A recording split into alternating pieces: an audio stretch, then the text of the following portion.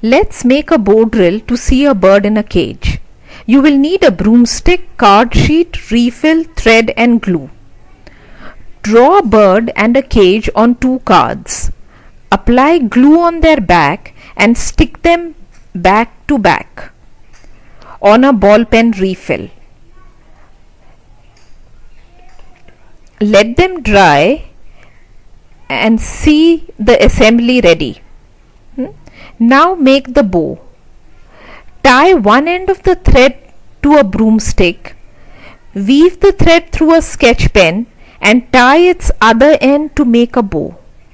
Snip it with the scissors.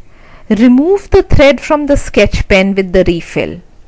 Rotate the refill by half a turn to make a cross in the thread.